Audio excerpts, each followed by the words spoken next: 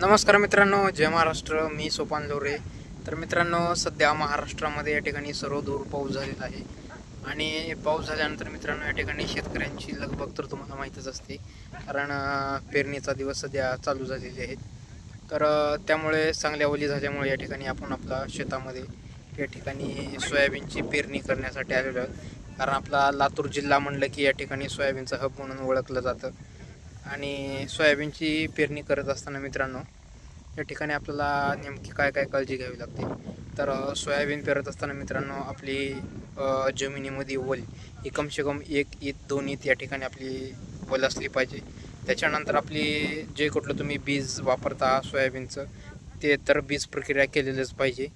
त्याच्यानंतर या ठिकाणी तुम्ही खत कुठलं पण घेऊ शकता. आता सजेशन कुठलं करणार नाही पण आपण तर 20-20-0-13 आणि 15-15-0-9 हे आपण हे खात या ठिकाणी पेरलेलं आहे. आपल्या पाठीमाग बघू शकता ही आपली पेरणी चालू झालेली आहे, हो का. तर तुमच्याकडे मित्रांनो नेमकं बी तुम्ही नेमकं काय पेरता ह्या सीझनमध्ये, तर ते पण कमेंटमध्ये सांगा. आपला व्हिडिओ कुठून बघताय ते पण सांगा.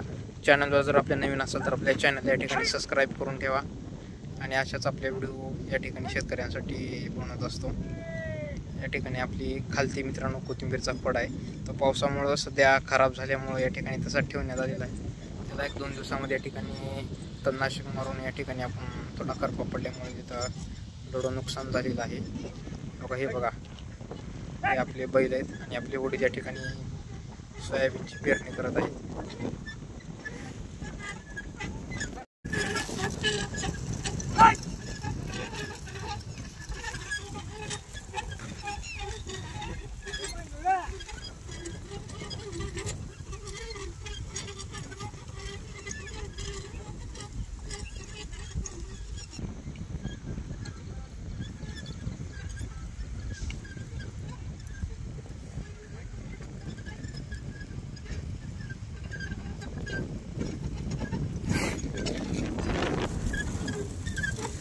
Hey!